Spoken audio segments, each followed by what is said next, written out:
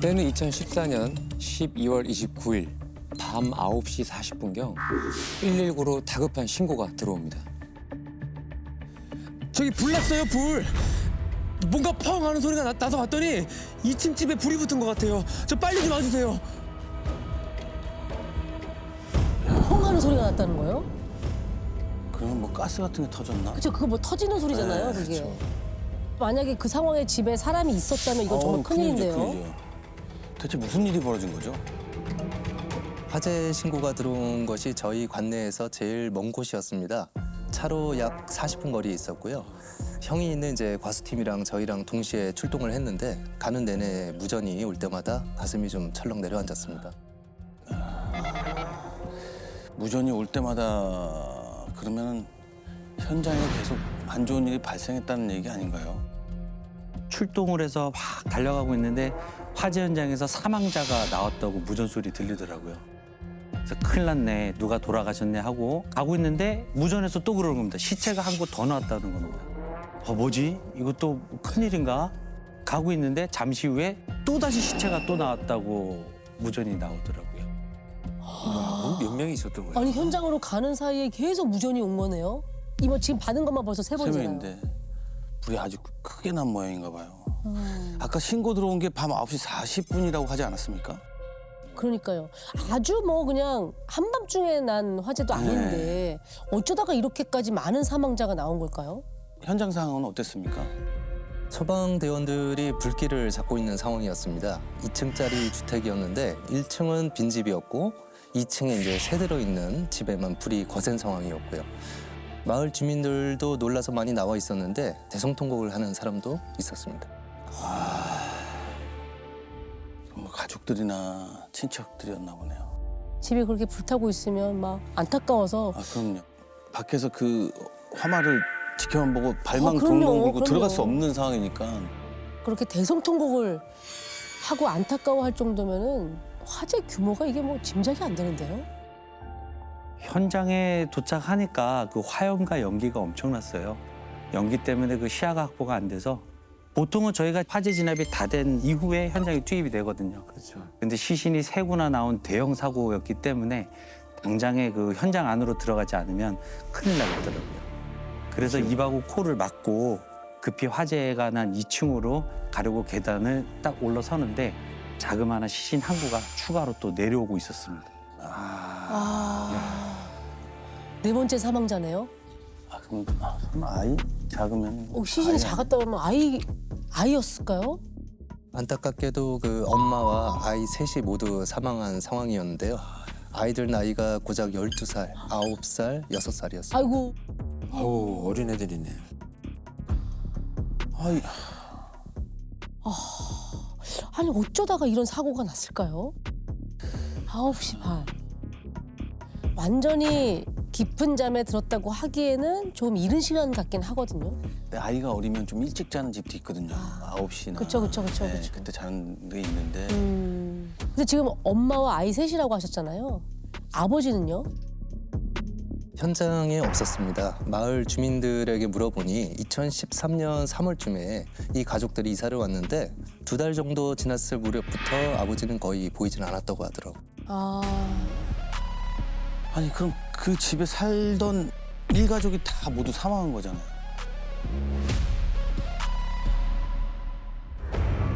하룻밤 사이에 죽음으로 몰고 간 불은요, 순식간에 모두 잿더미로 만들어 버렸습니다.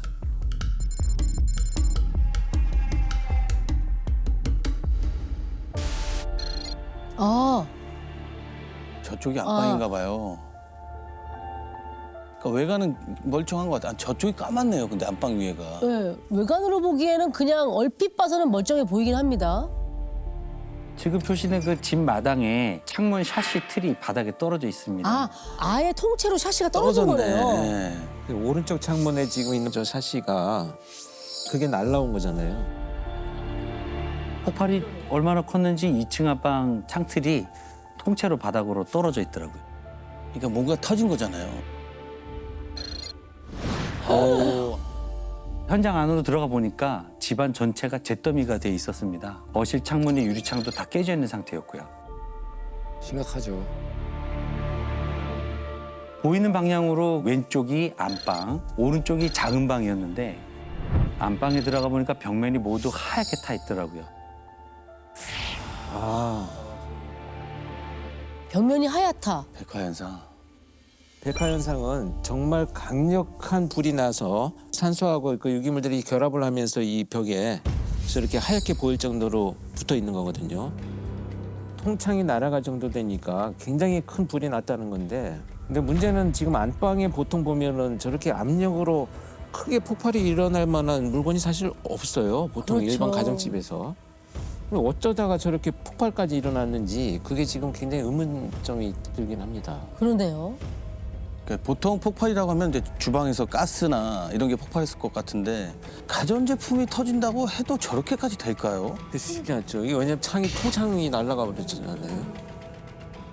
저희도 펑 소리가 났다는 주민들의 얘기를 듣고 제일 먼저 확인한 게 주방이었거든요. 근데 가스레인지 밸브가 잠겨 있었고 주방 싱크대가 멀쩡하더라고요. 가스 폭발로 인한 화재가 아닌 것 같았습니다. 안방에 창틀이 떨어졌다면 안방에서 폭발이 있었을 걸로 보고 전선이 끊어진 흔적이나 전기가 누전된 흔적도 찾아봤는데 그런 것도 보이질 않았습니다.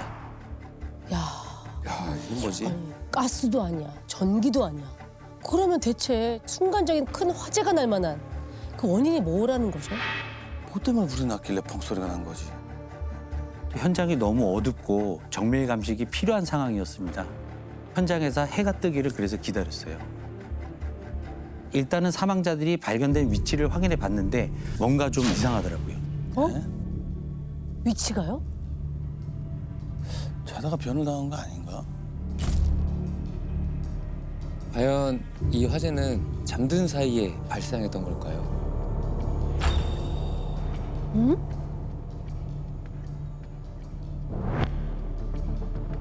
어머? 한 곳에 모여 있었던 게 아니에요? 거실 소파 밑에서 큰아들이, 주방 식탁 아래에서 막내가, 작은 방에서 엄마와 딸이 발견됐거든요.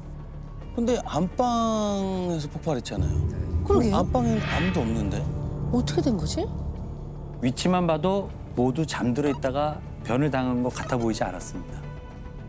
작은 방의 경우는 마치 창고처럼 물건이 가득 차 있기도 했었거든요.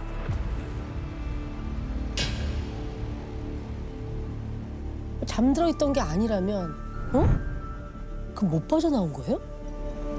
불이 나기 전에 사망했다든가 아니면 못 빠져나오게 밖에서 누가 문을 잠가놨다든가. 어머, 너무 끔찍해 그러면. 저희도 그럴 가능성을 보고 급히 시신이 이송된 병원으로 찾아갔습니다. 그리고 모든 시체에 대한 검시를 진행했어요. 그 결과 모두 코에서 매가 나왔습니다. 불이 활활 타고 있을 때 가족들 모두가 숨을 쉬고 있었던 상황이었던 겁니다. 그럼 못 빠져나온 거네요? 그러면 살아 있었단 얘기잖아요. 어떡해. 야, 그럼 엄마가 딸만 안고 이렇게 나온 건가? 근데 이거 숨이 붙어 있다고 해서 대피할 정도의 맨정신이라고 우리가 단정할 수는 없어요. 의식을 잃은 상태에서도 호흡은 계속 하기 때문에 매가 들어갈 수는 있습니다. 하마에서 빠져나오지 못할 다른 이유가 아마 있었을 거예요. 다른 이유? 그렇다면 현관문으로 빠져나올 정도의 판단을 할 수 없는 상태였다? 뭐 혹시 약에 취해 있었다든지? 누군가에게 심한 공격을 당한 상태였거나. 제가 볼 때는 엄마가 그런 판단을 못 내릴 정도면 아이들은 못 나가거든요. 그쵸, 그쵸. 나갈 수 엄마 옆에 무조건 붙어 있거든요. 무슨 일이 생기면. 네. 그럼 엄마한테 무슨 일이 생겼을 수도 있겠는데. 저희가 검시를 한 결과 모든 시체에서 그 상흔으로 보이는 외상은 없었습니다. 식탁이랑 소파에서 발견된 두 아들만 그 신체의 일부분만 물에 타서 그런 상태였어요. 일부만.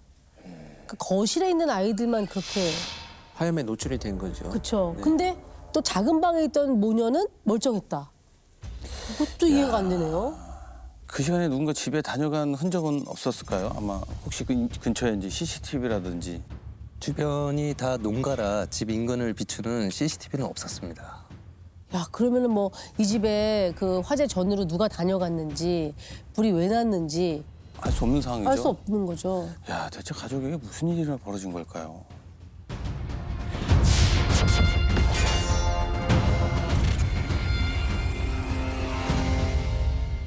정말 한시도 지체할 수 없는 상황이었습니다.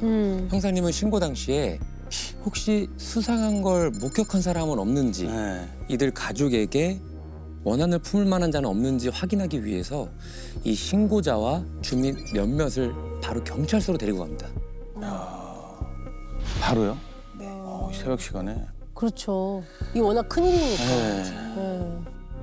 그래서 수상한 걸 봤던 뭐 목격자가 있었나요?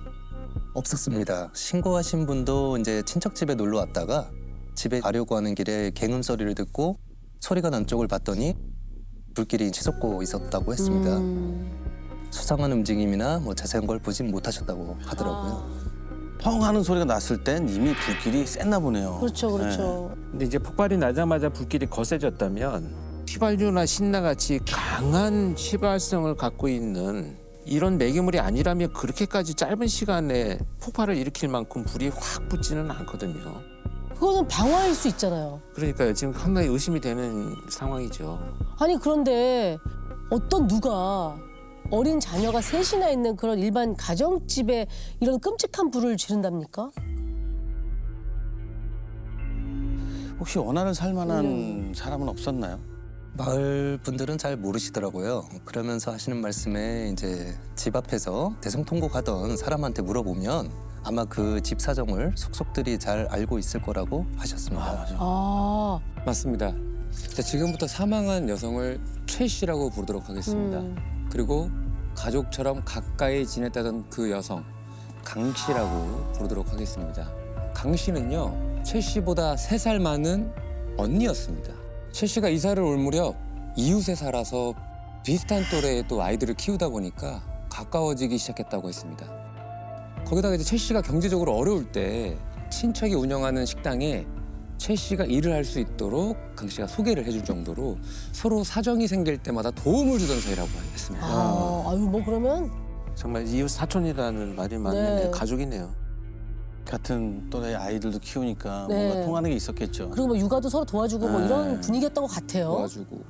그러니까 이런 사고를 보고 그런 대성통곡이 나올 수밖에 없죠. 네. 네. 근데 강 씨란 분은 뭐라고 하던가요? 최 씨의 가족 관계를 물어봤더니 최 씨가 남편과 이제 별거 중이었다고 하더라고요. 남편이 교통사고를 당한 후부터 떨어져 지냈다고 했습니다. 그래서 같이 안 살았구나. 네. 근데 왜 가족들과는 떨어져 살았던 걸까요? 교통사고를 당했으면 사실은 간호가 더 필요해서 가족들의 도움이 더 절실했을 것 같은데. 교통사고 때 이제 뇌를 다쳐서 그런지 갑자기 이제 화를 내기도 하고 이유 없이 최 씨의 머리를 주먹으로 때리기까지 했답니다. 무서워서 이제 떨어져 지냈던 건데 그 별거가 길어지자 남편이 최 씨에게 이혼하면 애들이랑 너랑 지구 끝까지 쫓아와서 죽여버린다라는 그런 문자를 보내기도 했고요. 그러다가 또 갑자기 고생이 많다는 얘기를 하기도 해서 오락가락하는 남편 때문에 최 씨가 좀 겁이 난다고 했다더라고요. 감정이 막 왔다 갔다 했나 봐요. 아무리 뭐 다쳤다고 하지만 그런 말을 내뱉었을 때 그 아이들과 최 씨는 얼마나 공포스러웠겠어요. 너무 무섭죠. 아내 입장에서는 그런 죽이겠다는 소리 들으면 불안하죠, 아이들하고. 근데 그날 낮에 남편이 그 집을 다녀갔다고 하더라고요. 최 씨가 낮에 문자로 애들 아빠가 왔다 갔다고 했답니다. 시동생이랑 둘이서 왔다고 하면서요. 시동생이랑 와가지고 둘이? 불안해지네. 에이, 그건 아니겠죠. 시동생이랑 와서. 그건 아니겠지. 그건 아닐 거예요. 형사님들은 이제 강 씨의 얘기를 듣자마자 당장 남편과 시동생을 급히 경찰서로 소환합니다. 일단 왔다 갔으니까. 남편의 반응은 좀 어땠나요? 이게 한나라 씨에 당하면 뭔가 충격적인 모습을 보였을 텐데. 굉장히 좀 망연자실이 있었습니다. 이미 소식을 듣고 병원을 다녀온 상황이었거든요. 아. 평소에는 막 그렇게 폭언도 하고 막 그랬지만 막상 소식을 접하고서는 되게 슬펐던 모양이네요. 그러면 최 씨와 이 남편이 사이가 안 좋았다는 것은 사실인가요? 가끔 뭐 싸우기는 했지만 심각한 갈등은 없었다고 했습니다. 별거를 한 것도 아내한테 짐이 될 것 같아서 본가로 들어간 거라고 했고요. 협박 문자를 보낸 건 자기도 순간 화가 불쑥 나서 그런 거지 어떻게 자식한테까지 자기가 그럴 수가 있겠냐라며 눈물을 보였습니다. 아, 짐이 될까봐 그 말은 충분히 이해는 할 수 있을 것 같아요. 자기 몸 컨디션이 너무 안 좋으니까. 근데 친한 언니라는 강 씨 이야기는 약간 좀 다르긴 하는 것 같기도 하고. 아, 그러네요. 네. 사건 당일날 아이들 만나서 뭘 했다는 그런 얘기는 없었던 거예요? 오후 2시쯤 아이들을 만나서 집 근처 대형마트에서 과자와 장난감을 사줬다고 했어요. 그리고 오후 5시경 헤어졌다고 했습니다. 동생이랑 같이 간 것도 교통사고 때문에 이제 팔을 다쳐서 운전을 할 수 없어서 이제 그랬다고 했고요. 자연스러운 것 같아요. 오랜만에 아이들 보러 와서 뭐 마트 데리고 가서 과자 사주고 장난감 사주는 거. 근데 이제 하필 사고 당일이니까 이게 지금 헷갈리는 거죠, 우리한테는. 어디까지를 믿어야 할지를 잘 모르겠어요, 아직까지는. 네. 의심스럽죠. 이렇게 밤샘 조사가 이어지고요. 아침이 밝아옵니다. 그리고 결정적인 다음 패를 현장을 감식하던 최영선님이 찾아내게 됩니다. 결정적인 패요? 아, 뭐 현장에서 뭐가 나왔나요? 연기가 다 빠져나가고 안방 바닥을 긁어내서 수사를 해보니 바닥에서 기름 냄새가 확 올라오더라고요. 휘발유 성분이 발견됐습니다. 어머. 첫째가 발견됐던 거실 소파 밑에서도 휘발유가 확인됐습니다. 아까 그 인화물질. 역시나 이게 방화였던 거네요. 야, 그럼 야, 누가 그런 짓을 했지? 그러게요. 그런데 그때 그 1차 무검 결과가 나오면서 뭔가 확 뒤집어졌죠. 뭐가 나왔는데요? 사망자 전원에게서 수면제 성분인 졸피뎀 성분이 다 나왔습니다. 그 아이들까지? 야, 이건 비몽사몽간에 화재 속에서 호흡을 했기 때문에 코에서 매가 나온 거네요. 네. 그쵸? 그러면은 야, 엄마가 극단적인 생각을 했나? 왜냐면 사는 게 너무 힘들어서. 힘들어 빡빡해서. 그래서 백윤이한테 전화를 해서 혹시 사망한 엄마가 졸피뎀 처방을 받은 게 있는지 빨리 확인해 보라고 하고 저희는 현장에 있는 모든 그 물품들을 수거를 해서 감식을 시작했어요. 근데 만약에 이제 엄마가 처방을 받은 것이다. 이렇게 돼버리면 이거는 너무나 끔찍한 가족의 비극이 되는 거잖아요. 그렇죠. 네. 결과는 어떻게 됐습니까? 사망한 엄마가 우울증 증상으로 졸피뎀을 처방받은 기록이 있었습니다. 그 아이들에게? 그럼 엄마가 아이들한테 먹이고 본인도 먹고 극단적인 선택을 했다는 거 아니에요? 지금 정황상은 그걸 의심해 볼 수도 있긴 한 거죠. 가능성은 아주 없지 않아서 일단 보이는 모든 물건들을 족족 수거해서 감식을 의뢰했는데 맥주 캔이랑 음료수병에서 졸피뎀 성분이 나오더라고요. 나왔습니다. 애들 음료수에 졸피뎀. 그걸 타고 자기도 마실 맥주에다가 약을 샀다. 그리고 불을 질렀다. 근데 저는 굉장히 지금 의심스러운 게 시신이 발견된 위치를 보면 엄마가 그런 극단적인 선택을 한 방식의 죽음은 아닌 것 같아요. 왜냐하면 끔찍한 얘기이긴 하지만 이 부모가 이런 극단적인 선택을 할 때는 아이들의 옆에서 자기도 극단적인 마지막 선택을 하는 경우들이 대부분이거든요. 어. 그래서 시신이 한 장소에서 대체로 발견이 돼요. 근데 각각의 위치가 달랐잖아요. 그러네요. 엄마랑 딸은 창고방에서 따로 발견됐잖아요. 그쵸. 오히려 잠들었다가 가족들이 대피를 하려고 하지 않았나 하는 생각도 들어요.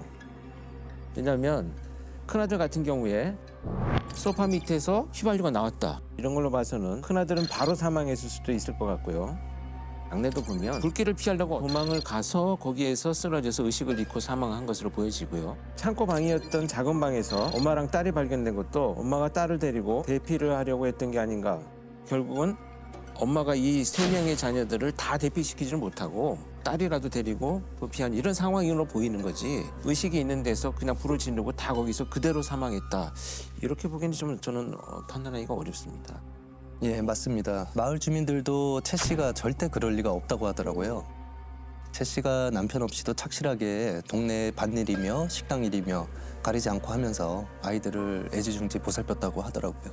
그래, 엄마가 그럴 그럴 리가 리는 없겠지. 없지. 네. 그러면 누가 매겼다는 거 아니에요. 그러네요, 진짜. 누군가가 수면제를 이 일가족에게 먹이고 네. 불을 질렀다는 불을 얘기인데 지르고. 아내가 우울증 때문에 졸피뎀을 처방받고 있는 걸 알고 있는 남편이 일을 저지른 건 아니겠죠?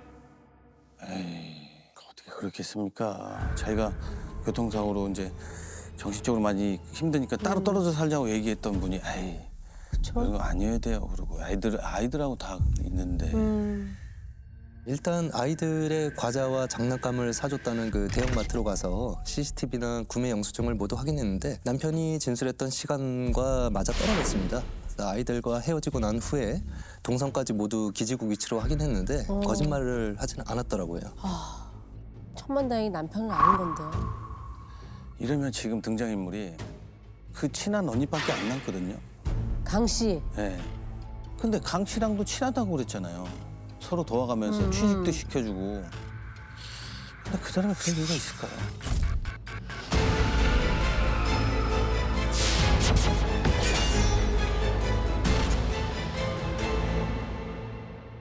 만약에 절친한 강 씨가 거짓말을 하고 있다면 이것 때문일까요? 수사팀은 사망한 일가족의 장례식장에서 생각지도 못한 얘기를 듣게 됩니다. 생각지도 못한 얘기? 동네 주민들이 그렇게 친하다고 알고 있는 두 사람 사이에 뭔가 금이 갈 만한 무슨 사건이 있었던 거. 아니면 또 다른 인물이 튀어나올 수도 있죠. 그렇죠. 무슨 얘기를 들으신 거예요? 예, 강 씨가 장례식장을 찾아와서 최 씨의 어머니와 친언니에게 최 씨 대신 돈을 좀 갚아달라고 하더랍니다. 어? 최 씨 대신 돈을 갚아달라고요? 그 최 씨가 강 씨에게 돈을 빌렸다는 얘기인 거잖아요. 야, 근데 이거는 너무 그림이 매치가 안 되네요. 그렇게 그 대성통곡을 하고 그러니까요. 정말 내 동생처럼 여겼다면 슬프고 애도해야 되는 게 맞는 건데 거기서 돈 얘기를 해요? 빌린 돈 액수는 어떻게 되는데요? 1,800만 원을 빌려줬는데 이제 400만 원만 갚았다고 하면서 차용증까지 보여줬다고 했습니다. 아니 그거는 장례식 끝나고 얘기해도 되는 거 아닙니까? 아 그렇죠. 지금 굉장히 막 비통한 상황인데 친분이 없더라도 애도의 유예 기간이라는 게 있잖아요. 그렇죠. 유가족 입장에서는 정말 슬픈데 이 얘기 들으면 좀 벙찔 것 같기도 해요. 봉지고 당황스럽죠. 이 상황에? 이게 무슨 일이야? 그랬겠죠. 근데 돈을 못 받았어 내가. 그러면 더더욱 살해할 이유가 없죠. 안 되죠. 돈을 못 받잖아요. 그렇죠. 지금 이 채권 채무 관계에서 가장 많이 나타나는 게 갚아줘야 될 사람들이 갚아주는 걸 회피하기 위해서 그런 일이 벌어지지만 받아야 될 사람이 살해하고 나면 방법이 없기 때문에 그런 경우는 거의 없죠.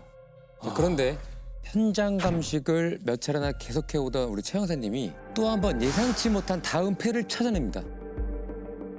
다음 패가 뭐였나요? 이 뭐야 또? 자, 이겁니다. 이 신발 박스 같은 거 같은데? 이거 그냥 운동화 박스. 한번 열어보시겠습니까? 제가요? 네.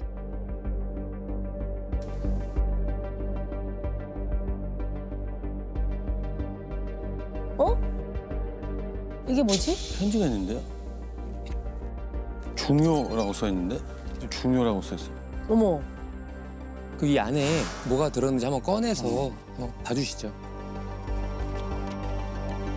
차용증인데요? 그래요? 네. 차용증 월적금 50만 원. 강은 최로부터 1,800만 원을 받아서 2014년 10월 24일부터 적금 50만 원을 2016년 9월 24일까지 완납하기를 약속함. 다 갚은 뒤에는 단 50만 원이라도 더 주기로 함. 2014년 9월 24일. 이게 지금 빌린 사람이 강 씨가 최 씨한테 빌린 건데요? 강이 동생 최로부터 네. 1,800만 원을 받았다라는 얘기는 이제 빌려갔다는 얘기잖아요. 근데 아까 전에 장례식장에서는 강 씨가 가서 돈 내놔라 했잖아요. 제가 빌렸다. 이게 바뀐 건데? 이거 아닌데? 전혀 내용이 거꾸로 되어 있네요. 네. 오히려 최 씨가 강 씨한테 받아야 되는 거잖아요. 그렇죠. 지금 이 내용이 맞다면. 근데 지금 이제 화제가 났던 게 2014년 12월 29일이라고 했단 말이에요. 이거는 2013년 9월 24일이니까 1년 한 3개월 전. 지금 강 씨가 돈을 갚아줘야 될 상황이라면 범행 동기는 일단 뚜렷해지는 거죠. 가장 중요한 것은 두 사람이 학부형 관계로 만났다고 했잖아요. 그런데 특히나 그 아이들까지 다 이렇게 범행 대상으로 삼았다는 뭐야? 것이 아 이게 너무나 뭐죠? 의아스럽습니다.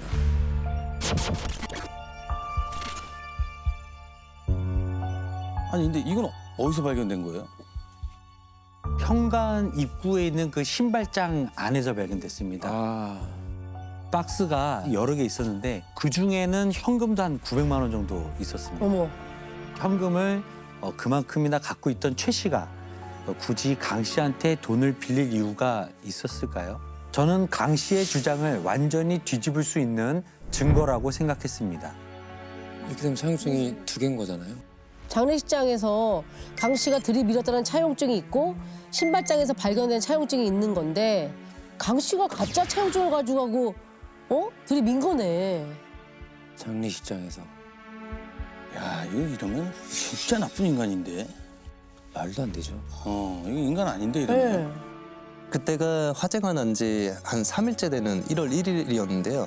이제 새 벽두라고 그냥 둘 수가 없잖아요.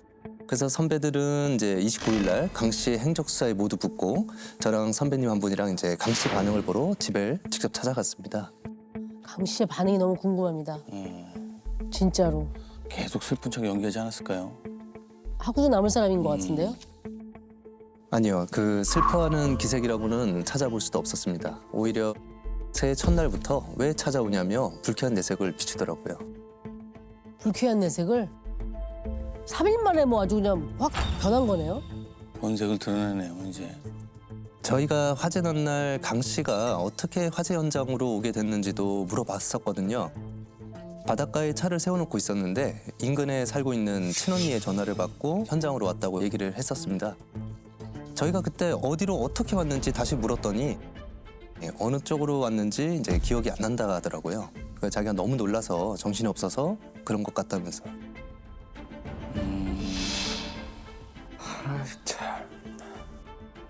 근데 이거는 뭐 자기가 정신이 없었다라고 하지만 정신이 없는 게 아니라 양심이 없는 것 양심이 같은데요? 없어서 기억이 안 났어. 네. 저희가 사전에 친언니랑 언제 통화했는지 통신 기록도 모두 확인을 해봤는데 언니한테 전화를 받은 게 아니라 이제 강 씨가 걸은 걸로 확인됐습니다.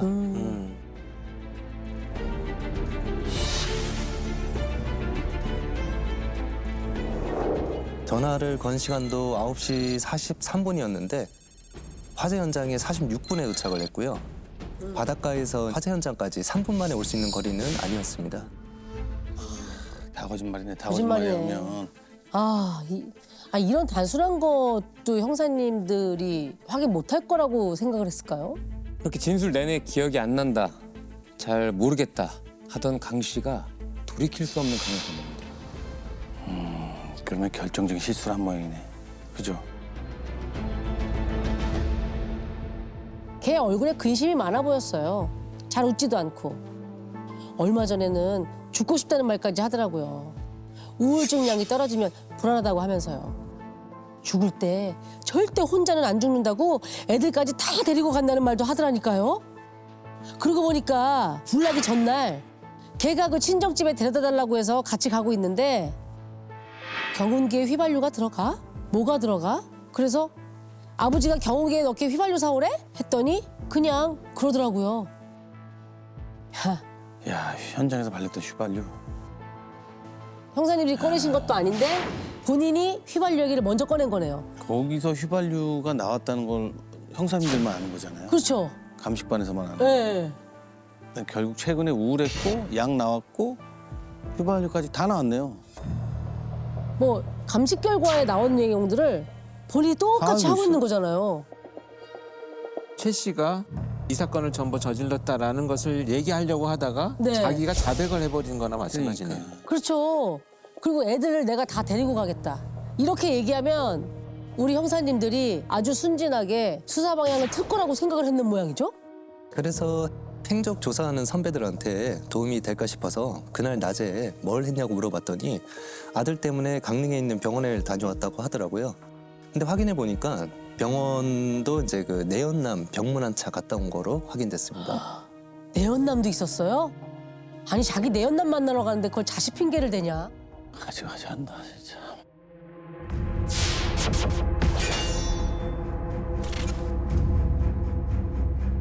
이제부터 강 씨의 진술을 모두 깨부술 증거들을 찾는데 총력을 기울이기 시작합니다. 수사팀은요, 강 씨가 29일 움직인 모든 동선을 따라서요, 졸피뎀이 나온 음료수와 맥주를 동시에 구입한 곳이 있는지 일일이 확인하러 다니기 시작합니다. 야, 근데 이게 뭐 음료수 가지수가 한두 가지도 아니고 맥주도 그렇고 마트 슈퍼가 근처에 얼마나 있는지는 모르지만 그걸 어떻게 찾아요? 그러니까요. 네. 범행 장소에서 가까운 마트, 슈퍼 할 것 없이 이제 점점 반경을 넓혀가면서 다 뒤지기 시작했습니다. 똑같은 걸 샀다 싶으면 무조건 CCTV를 다 확인해봤고요. 좀 무식하다 싶을 정도로 뛰어다녔는데 결국 찾았습니다. 아 진짜요? 어디서 산? 진짜 먼 거 사고 갖고 그렇죠, 있던 그렇죠, 거를 그렇죠. 했을 수도 있잖아요. 다른 지역에서. 다른 지역에서. 네, 이뿐만 아니라 주유소에서 휘발유 산 것도 확인했고요. 내연남 병문안 갔다가 나오면서 처방받은 졸피뎀을 구입한 약국까지 다 찾아냈습니다. 아이고. 얼마나 직접 발품 팔면서 하셨겠어요. 야 진짜 같은 또래의 자식을 키우고 있다 그랬잖아요. 그래서 친해졌다고 그러지 않았어요? 이 강 씨하고 그러니까요. 최 씨하고. 맞아요. 아, 그것도 아, 어쩌면 이런 접근했을 수가- 수도 있을 것 같아요. 일부러 화재에 와서 친절한 척 접근하면 진짜 마음을 열기 쉬우니까. 그러니까 정책하기에 좀 도와주는 척하면서 그쵸. 그러니까 이게 참 체포를 하는 그 순간까지 강 씨는 참 황당하다는 반응을 보이다가 결국은 자백을 하긴 합니다. 네. 근데 뭐라고 했을지 다 아시는 말들인데 죽일 마음은 없었다. 말 같지도 않은 소리 했어. 그 졸피뎀인가 그거하고 휘발유도 사놓고서 씨. 이 사람 또 끝나고 담배 달랬던 거 아니야? 아이씨 기가 막히다 이거. 그러니까 강 씨 말로는요. 불 지른 날 돈 문제로 다투다가 원성이 좀 높아져서 그렇게 된 거지. 아 내가 아이들까지 죽일 마음은 진짜 없었어요. 졸피뎀 탔잖아요, 자기가. 무슨 얘기를 하는 거야. 방화의 원인이 휘발유잖아요. 우발적이었다 이거는 뭐 말도 안 되는 소리죠. 말도 안 되는 거죠. 뭐. 그래서 수사팀에서 솔직히 털어놓으라고 했더니 장애가 있는 자기 애한테 최 씨가 심한 막말을 했던 게 화가 나서 아이들까지 살해한 거라고 주장했습니다. 낯짝도 참 두껍지. 장례식장 가서 가짜 차용증을 어디다 들이밀어요? 그러니까 이제 저 차용증이 다 불에 네. 타서 없어진 줄 알았겠죠. 그랬겠죠? 안방에 휘발유가 나온 곳이 장롱이었거든요. 아마 장롱에 차용증이 있을 거라고 생각하고 휘발유를 뿌린 것 같은데 실제로 차용증, 현금 등 중요한 것들은 아무도 생각지도 못한 현관 신발장에 있었던 거죠. 범인이 거기까지는 생각을 못한 것 같았습니다. 그래서 안방이었구나. 우발적은 죽어도 아닌 것 같아요. 이렇게 아유, 말이 안 되죠. 우발적이라니. 그리고 저희도 사망자들의 발견 위치도 그렇고 여러 정황상 졸피뎀 때문에 잠이 들긴 들었지만 뒤늦게 놀라서 네. 내피를 했을 수도 있겠다고 생각은 하고 있었거든요. 네. 근데 그게 맞더라고요. 거실에 4명을 나란히 눕혀놓고 휘발유를 뿌렸습니다. 4명을 거실에 놓고 휘발유 뿌렸다고요? 그럼 각자 도망가다가 지금 그게 된 거예요? 피하다가? 어우, 야, 약에 취해서 정신이 없는 사람을 일렬로 제가 다 눕혀놓고 뿌렸다는 거 아니야? 그래서 엄마가 딸아이만 데리고 급하게. 급하게 도망가고. 다른 방으로 애들 들어가거나 못 챙기니까. 정신없으니까 그 현관으로 못 나왔던 거 아니야? 아유, 그 범인이 그 자신이 그때 범행 당시에 했던 모습을 그대로 재현을 했는데요. 피해자들이 모두 누워있는 상태에서 거기에도 휘발유를 뿌리는 모습이 나왔습니다. 몸에도. 참으로 잔인한 그런 범행이었습니다. 너무 화가 나네. 더 끔찍한 사실이 하나 더 있습니다. 또 있어? 강 씨가 그 일가족을 살해하기 전 한 차례 방화를 시도한 정황이 또 들어왔습니다. 이 집에? 이게 처음이 아니에요, 그러면? 어떻게 된 거예요? 방화를 미리 연습한 거라고 할 수 있겠죠. 연습? 방어를 어떻게 연습해? 불을 지르는데? 사람 상대로 했습니다. 그것도 그 내연남한테요. 아 그럼 예? 이번에 있던 게 그 맞습니다. 예. 이 사건이 있기 3일 전에 보험금을 노리고 내연남도 같은 방식으로 죽이려고 했더라고요. 경무원을 병문안을 간 거야? 죽이려고 해놓고 아주 그냥 악마네 악마야. 아휴 어떻게 이럴 수가 있냐? 야, 그럼 내연남 보험금 수령인을 자기로 바꿔놨나 보죠. 굉장히 뭐 계획적이네. 그런 걸 했겠죠. 야 4명을 죽였어. 아 욕이 나오네. 아, 야 이거 악마보다 더한데. 이 아빠는 와서 과자 사주고 그게 마지막에 본 거네. 그쵸 마지막 본 거죠 그날. 재판 결과는 어떻게 됐습니까? 무기징역을 선고를 받았습니다.